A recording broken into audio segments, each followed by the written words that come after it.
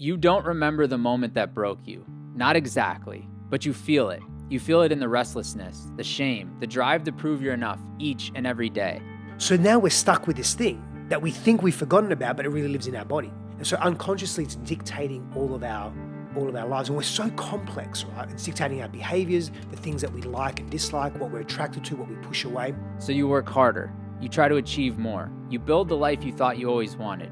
And still, something in you feels hollow. But most men, that, especially that are successful, are compensating for an inadequacy. And you're attempting to soothe your restlessness with accolades, with validation from the external world, but it's empty because you're not addressing the thing that actually really hurts. The world, they label it success. But what if it's just survival with better packaging? And then the trauma or the experience, it's less about the actual event, but more so what we make it mean. This is a conversation about trauma, the kind that hides in achievement, and the kind that finally ends when someone chooses to feel it. So when you couple resilience practices and challenging practices with regulation practices, from that place that you can start to sit with other people's discomfort because you're laying the foundations for sitting with your own discomfort. This is Stefanos Sifandos.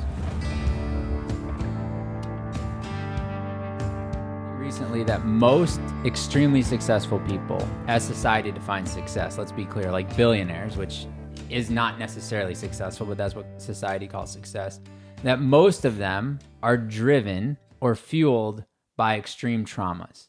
Do you think that's true or untrue?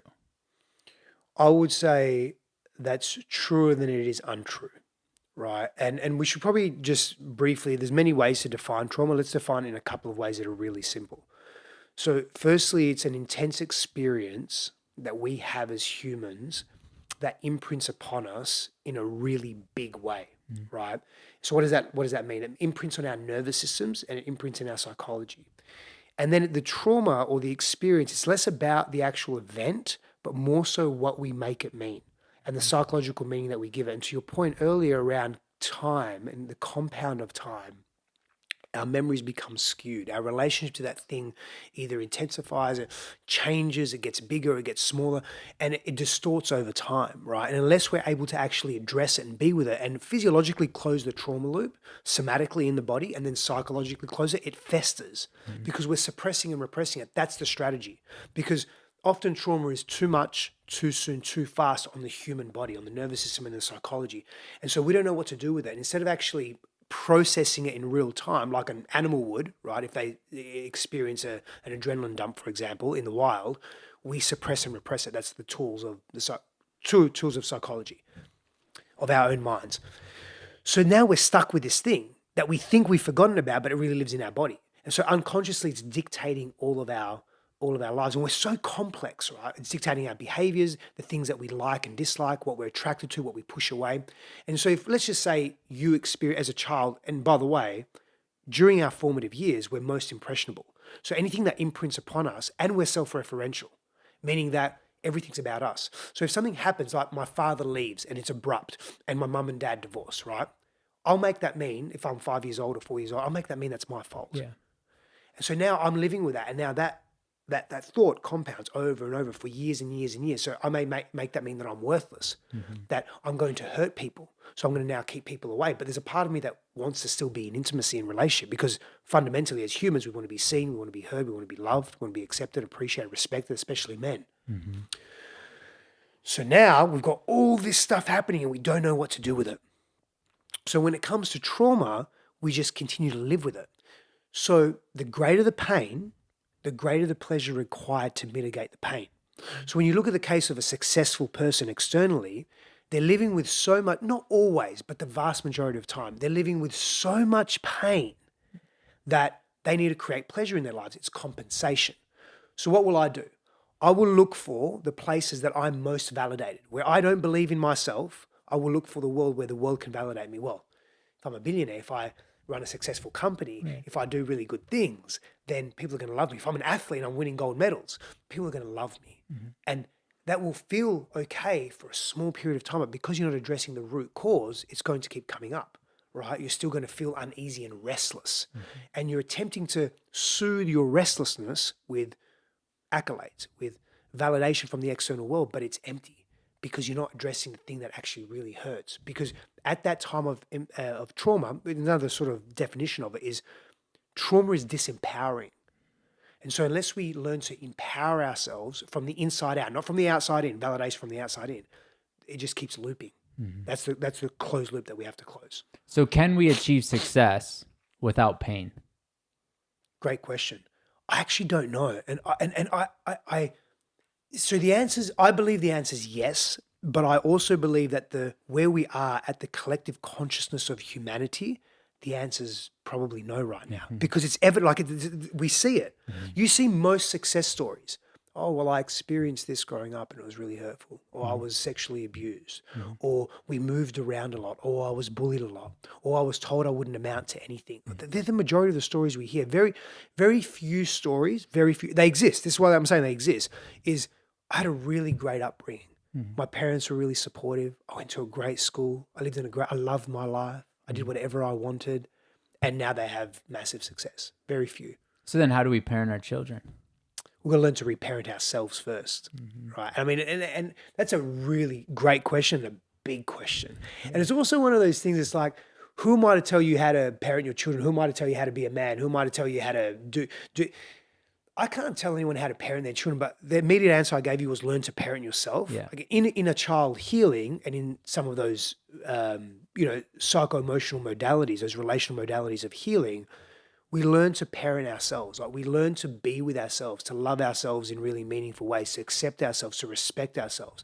And then naturally from there, we have greater clarity and creativity in how to do things that are really important to us, such as build business or create amazing products and services in the world, or parent our children, right? Because we're clearer within ourselves. Like we're less obsessed, or rather I should say less occupied unconsciously with dealing with our own trauma that then builds frustration or anger or despondency or shutting down and then passing that on to our children. Well, and what I hear you saying is really the way you're trying to parent your children is with emotional presence. Not only for yourself, but you're probably trying to give your child emotional presence as well. So is that something that is true? And if so, have you been working on it, and for how long? Yes and yes, and I've been working on it for many years because I've been attempting to cultivate that presence within myself. And so part of what that looks like tangibly is not just embracing and accepting the convenient parts of myself. So the parts that, I don't know, that would be appealing to the world, like the healthy part of me, the joy that I bring, maybe I make someone laugh, like my sincere accent. care, here People in like the America. In accent. Australia, no one gives a fuck. But yeah, here in America, it's different. Like you go to Australia, people are going to love you. But it's that. And so as we work on ourselves more, we're able to be more of that for others as well. And may I say that for me, having a child, my daughter's turning 4 in March, has been the greatest heart opener and the most confronting thing in my life, man. And look, I probably arrogantly thought, same when I got married to when I met my wife, we thought, oh, we've done lots of work. This is going to be great, man. 3 weeks in and we are in it. We're still together, obviously, nearly 8 years later, but we were in it. And it was like, well, these new, beautiful, meaningful experiences will activate old wounds or activate new, older ways of seeing yourself, but you've got to learn to see yourself in new ways. And so being emotionally present and just being present to my daughter and being a really available father that's not living from generation. And I'll give you a real example in a moment. That's not living from generational pain is a constant daily practice. Like the other day, she woke up a little different. Wrong side of the bed. The wrong side of the bed. Yeah. We call it sometimes sunny side, cloudy side. She was definitely cloudy. And Mama was putting some things in her hair. She wanted like 300 knots, right, in her hair.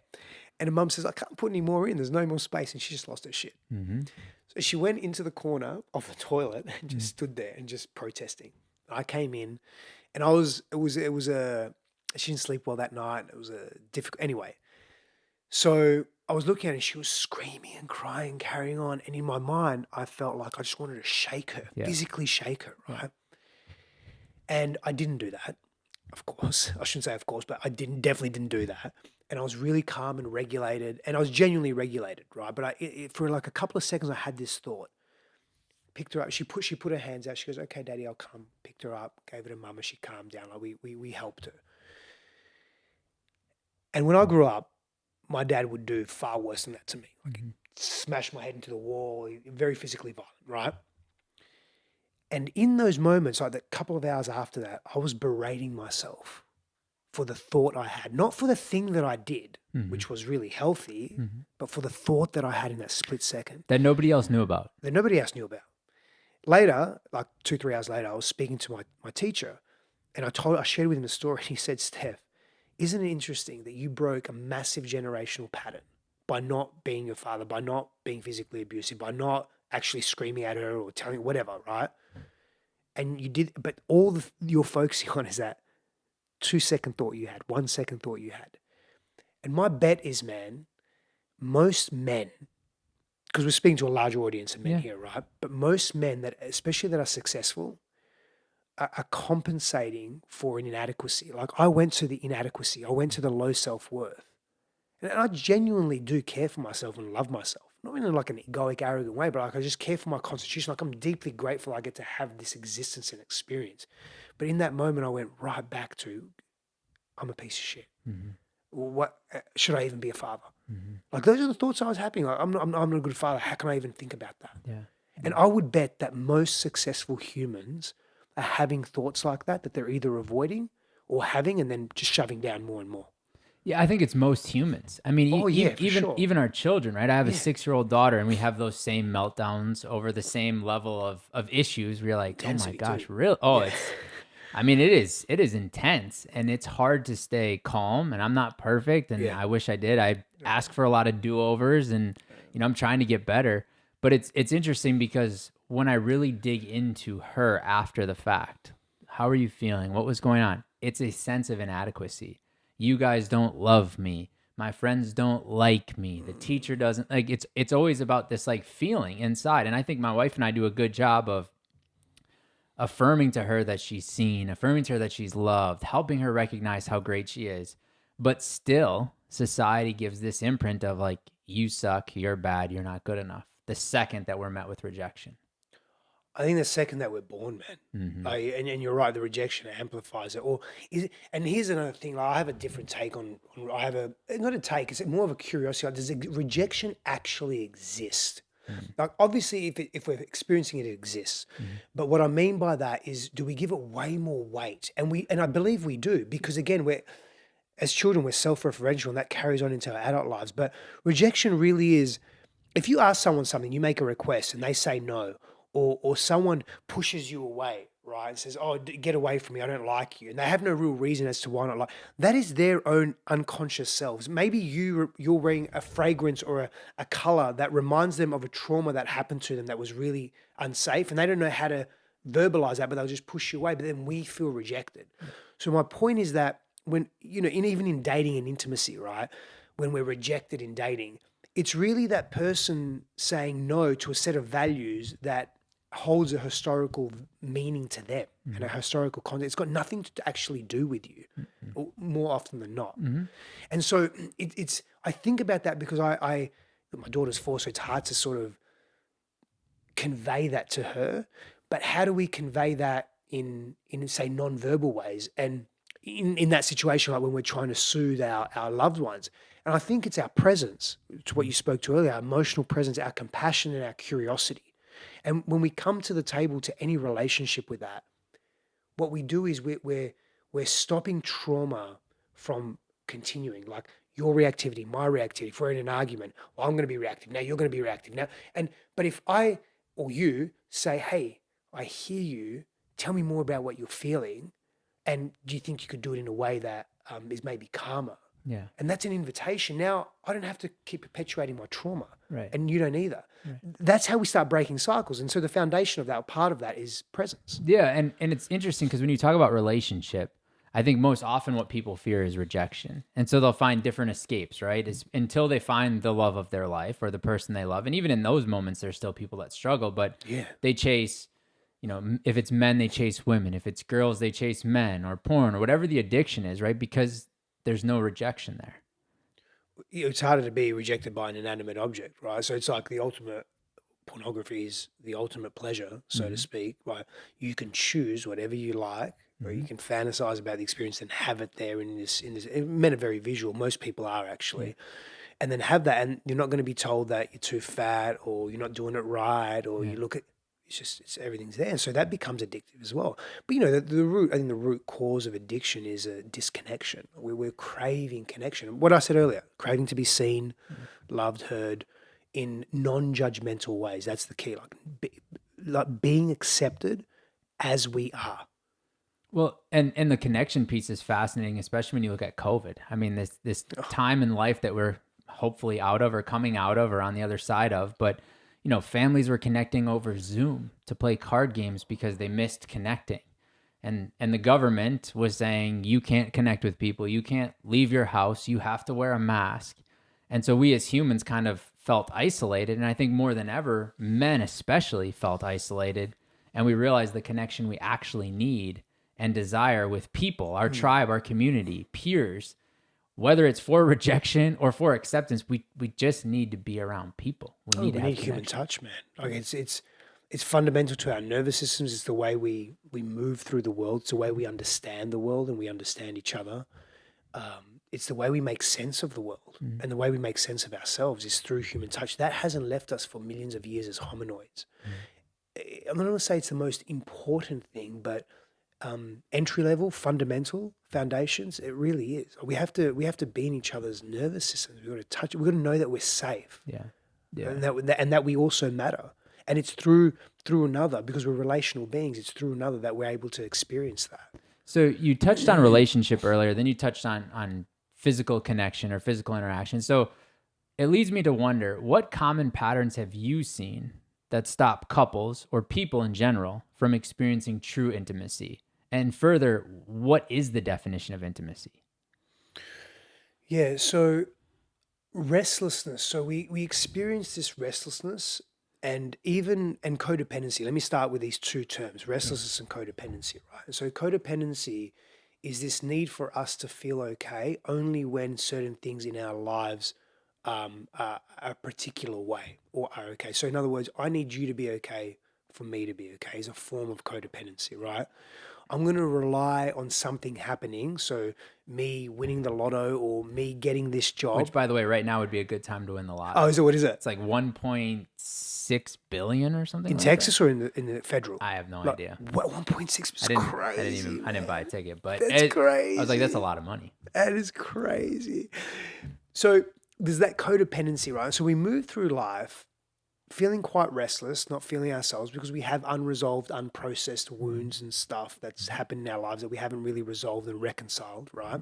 So we're always finding pain, pleasure, Mm-hmm. paradox. We're always finding ways to feel better, but they're just moments, right? Because we're not really addressing the thing. And so intimacy, we don't experience actual, like, real closeness. We don't experience real vulnerability. We don't experience intimacy is actually being able to be ourselves and not being fearful of what the response may be from the outside world, right? So there's two parts to that though. A, there's that part inside, and then being met by another in non-judgmental ways. So you're not being critiqued, you're not being criticized, you're not being, as a result of that, rejected. They're not rejecting you. Mm-hmm. They may not align, but they're able to communicate in a very conscious, mature way. But we as a collective, and most humans lack that. We don't know how to communicate. We communicate from our wounds and our pain. Like, I don't want that. It's making me feel a particular way. Mm-hmm. Therefore, now I'm going to attack you, or I'm going to run away, or I'm going to do the thing that makes me feel better, Yeah. as opposed to actually staying in it. Intimacy, another definition of intimacy is, for lack of a better term, stay in the fight. Like, literally just stay in it and feel what's happening for each other. And can you still communicate to each other with compassion, curiosity, and non-judgment? Mm-hmm. That there is extremely helpful. But to get to that place, we have to work on our own selves. We have to be familiar with our own patterns. So traumas are traumas, sure, but what are the patterns that develop from the intense experiences that we have that continue to push people away or pull us away from closeness, right? From not addressing the issue. Like, you may say to me, hey, I don't like the way you spoke to me. And instead of me saying, oh man, tell me more, and even just being able to take ownership of that, Yeah. my nervous system starts to rattle. I've done something wrong, whatever Yeah. my wound is. I'm feeling rejected. I may say, F you. Yep. or I may just run away from that and ignore it and not even address it. Yeah. That's not intimacy. That's running away. Mm-hmm. So intimacy, another definition, is embracing all of the person and all of yourself, not just the convenient parts, not just the parts that feel good, but the parts that feel sticky. Like you may say, I don't like the way that we had that conversation, and here's what I made it mean, and here's how it relates to me, and here's what I think you can do better. No one wants to be told they can do better. So what I hear Really. you saying is sex and intimacy are very different, but the Very world kind of meshes them and blends them all into For one. sure, because we confuse the orgasmic experience, because it's such a heightened, pleasurable experience, with intimacy, and it is a form of intimacy. Absolutely, I'm not taking that away. Right. But there are deeper layers of intimacy and connection, and that's where it's relational and emotional. That's where, when you can be with your wife and see that little girl that was hurt when she was 7, and still love that part of her when she comes out and maybe is reactive to you, or she's having a moment, it's actually got nothing to do with you. And you can actually, in that moment, you can see that little girl, or you can see that part of her that's unsure.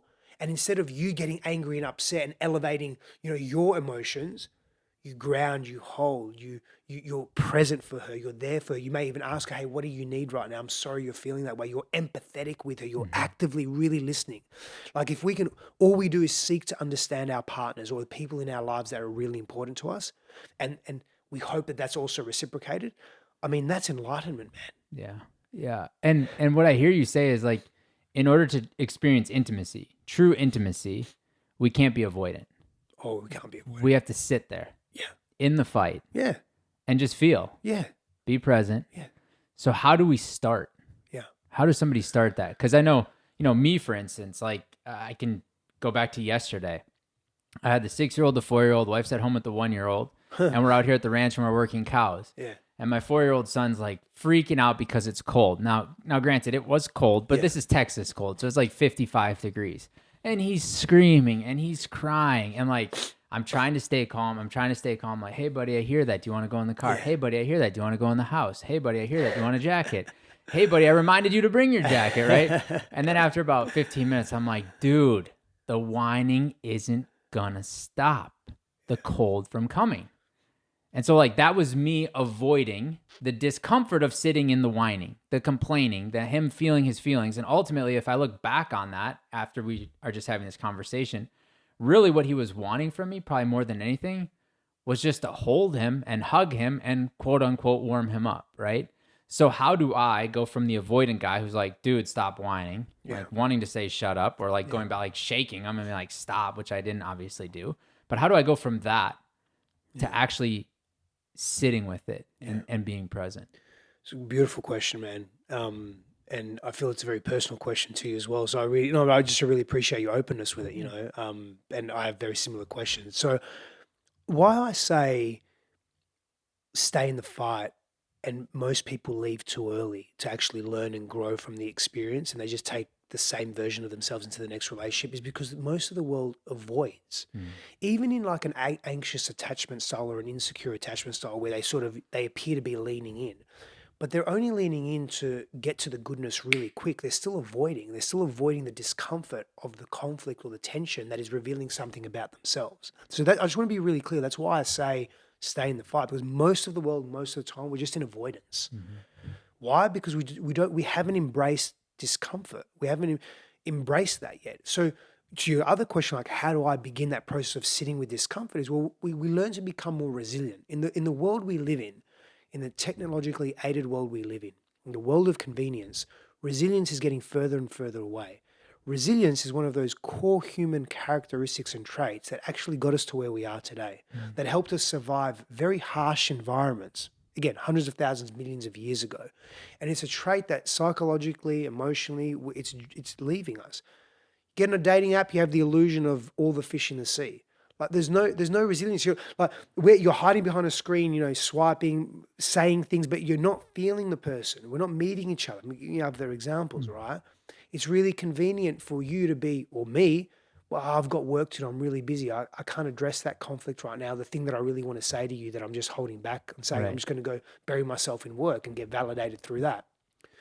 So we begin to become more resilient. Well, okay, how do we do that? Well, as men particularly, it's important, well, humans full stop, that we start to experience challenge. So at some level, you've got to take agency and you've got to take self-accountability and responsibility for the changes that you want to experience in your life. You may say, I'm probably going to have to do some hard stuff now. Part of that is looking at myself, my constitution, my patterns, my relational patterns. Like, what do I do in argument? Do I get angry and big? Do I pull away? Do I really actively listen? Do I listen just to respond? Like, start observing your patterns. You've got to get curious about yourself. Then make sure that you're actually challenging yourself in life. Not things that you're accustomed to that most people would say, oh, other people would say, oh, that's really challenging that you do that. That's awesome. Well, it's easy to you, then it's not a challenge. So something that could be challenging to you is journaling 5 minutes every day. Something that could be challenging to you is making sure that you're going to the gym 3 times a week. Right? Meditating. I'm terrible at meditating. Whatever it means, sitting in stillness and silence. I mean, you live in a beautiful place here. There's so many, I would imagine, so many spots on the land where you could just sit in stillness and just hear the wind. Like, that's challenging for you. Do more of that. So the more we do something that challenges us, and start small and build, the more resilient we become. The more resilient we become, this lays a foundation, coupled with one thing I'm going to say in a moment, for regulation. Why is regulation important? Regulation is the place where change occurs. You can't make change from a dysregulated place. If you're restless, if you're feeling really pressured inside your mind, if you've got a lot of stuff going on and you're just running this sympathetic nervous system constantly, you can't really elicit meaningful change from that place. So when you couple resilience practices and challenging practices with regulation practices, such as, I'm going to walk barefoot on the land a few times a day. I'm going to pause every hour and just breathe really slow, 5 seconds in, 5 seconds out for 2 minutes. I might do that 2 times a day, whatever. You're practicing, you're exposing yourself to a more regulated nervous system. You know, I'm going to lay down with a weighted blanket. I'm going to do some breath work. I'm going to do some meditation, whatever it may be, right? I'm going to drink some warm cacao and I'm going to go through whatever your regulation practices are, and there's plenty of them. Jump in the ocean, go for a hike. When you couple that with resilience practices and you get more exposure and you clock more time in the consciousness of regulation, it's from that place that you can start to sit with other people's discomfort, because you're laying the foundations for sitting with your own discomfort. Right? Now that lays foundation for you being active and doing inner work. I'm going to work with a coach. I'm going to work with a therapist. I'm going to be more prone to read certain books and do deeper practices, because you develop, right? Like when you learn to play basketball, as an example, or boxing, whatever, the first thing that you learn in boxing is, I'm going to learn how to jab and twist my fist. I'm giving you an example. Right? I'm going to learn how to place my feet in a particular way. You're not learning how to do the fancy shit that Triple G does. Right. He learns that the elite are elite because they've mastered the basics. Being challenged, learning to regulate your nervous system gives you foundations. They're basics, right? Practice them over and over again, no matter how elite you are.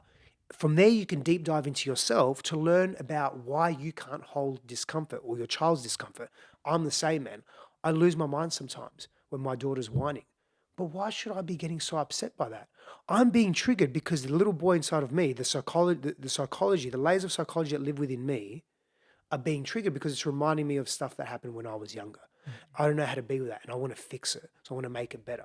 So I've got to learn in those moments to self-soothe and not make it about me, but make it about me paradoxically, and then be available to her. But I can't do that if I don't have an experience of what does it feel like to be regulated in this moment constantly over and over again. Well, and I love what you said, that the elite are the elite because they master the basics. And a lot of people only talk about that in business and in sports. And the military. That's it. Yeah. They're the elite because they've mastered the basics. Let's focus on Michael Jordan. Let's focus on Tiger. Like, let's focus on the best of the best. But if you actually think about that concept in everyday life, if you want to be an elite husband, master the basics. If you want to be an elite parent, master the basics. If you want to be elite with your health, master the basics. And even with money, how much you spend, how much comes in, master the basics, right? So it's powerful to actually think through that concept, even though it sounds so complex and simple all at the same time, because all you have to do is master the basics. Get 1% better each and every day. Yeah, even less than that. Man. Even less. Yeah, you're like, but you're right. Like the concept of 1% better, but even less. Like, even if you cannot measure it, but you have a sense of, and by the way, just having a sense of is having you connect back to your body, which by default is supporting you with moving through trauma, because most trauma, again, is a disembodied experience. Part of the psychological coping strategy is let me disassociate from the pain that's happening to me, but you're still experiencing it from a sensory level Yeah. everywhere. Everywhere. And so just that, like, let me sense that I'm getting a little bit better. Yeah. Great. So what do you think the one question is that everybody should be asking themselves more frequently? Ooh. In relation to anything specific or just Just life? in life.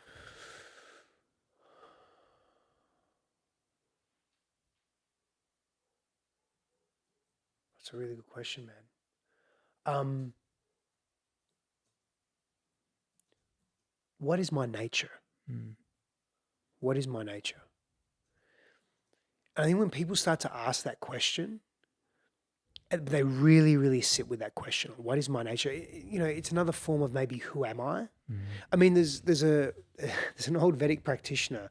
The only teaching he gave was to tell his students to constantly ask themselves who they are. Like, who am I? That was his teaching. That's it.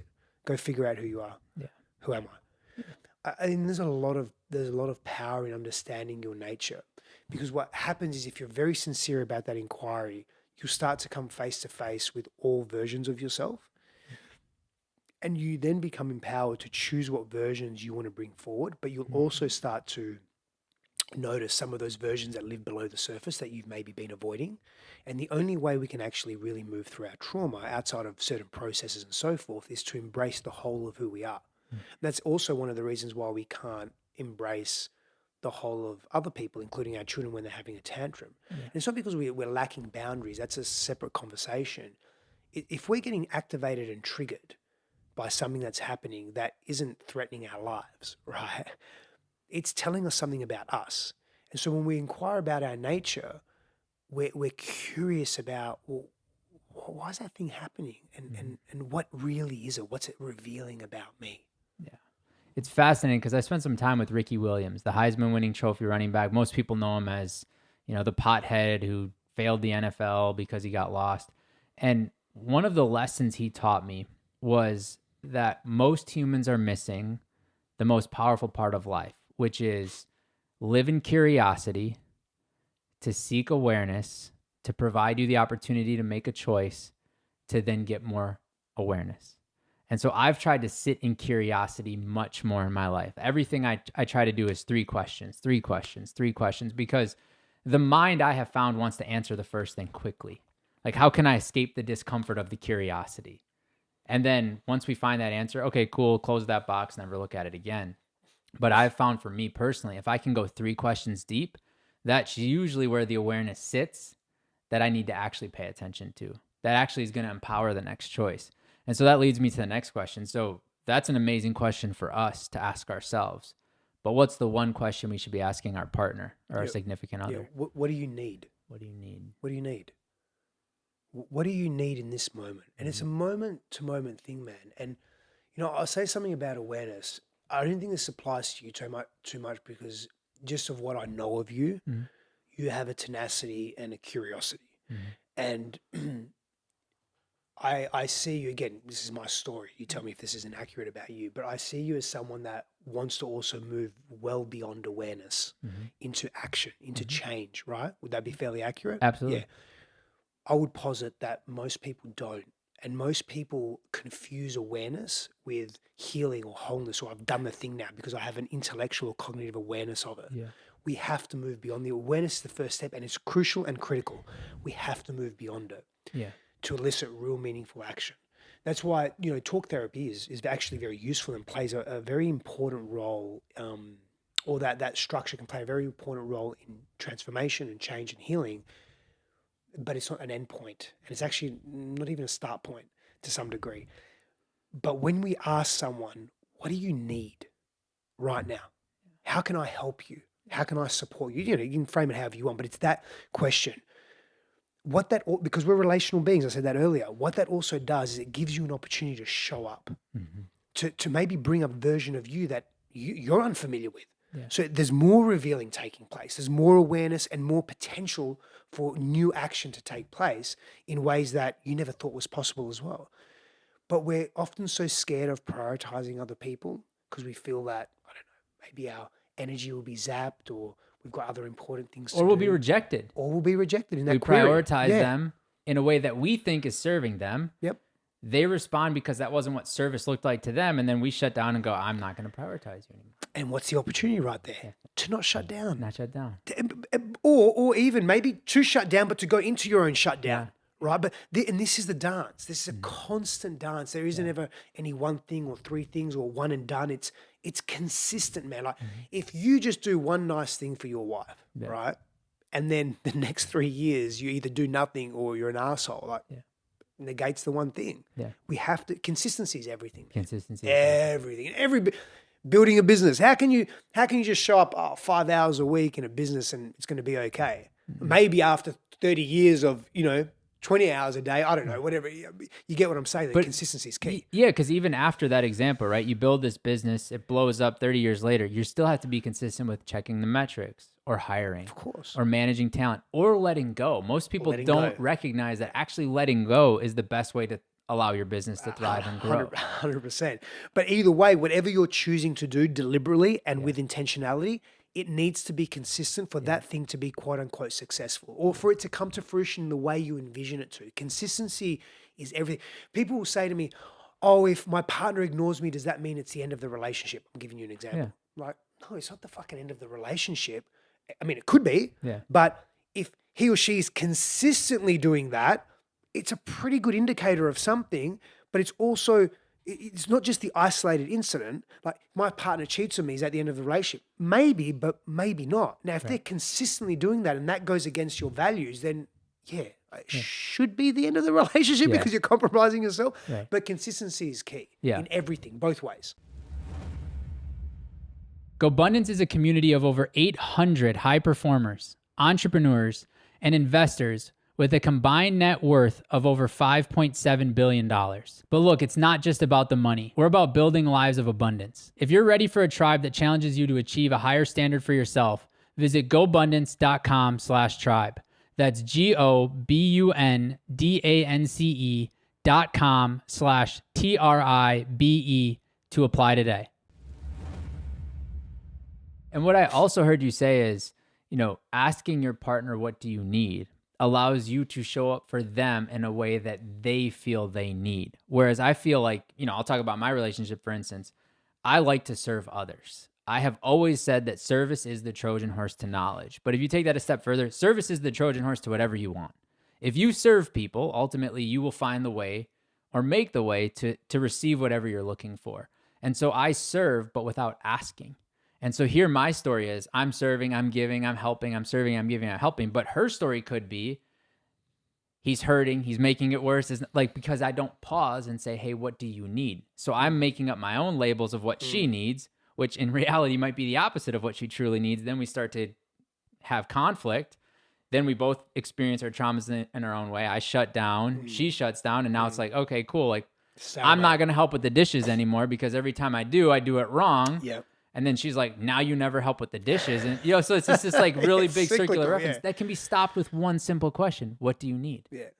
And even if we even move beyond words and we just hold each other's hands for a moment and we look into each other's eyes and we just give each other a hug and we may even not even ask a question, just say, I got you. Yeah. Or I see you, or thank you. Yeah. Or ho'oponopono, which is thank you, I'm sorry, please forgive me, I love you. Okay, what was it?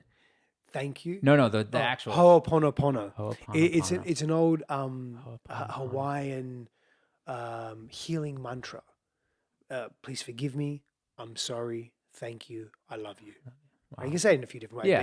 But there's four statements, right? Yeah. But something you just said a moment ago was deeply intriguing. And in the 25 or so years I've been working with people, individuals and couples, one of the things that I've noticed in terms of relational patterns, almost never, I would say never in my anecdotal experience, have I ever seen an example where a partner has a need of someone else and that need doesn't actually serve the person that the need is of. Mm-hmm.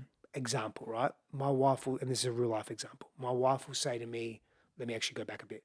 I have part of my personality and my expression and my defensive protective structures in the world is I can be abrasive and impatient and aggressive and big in my energy.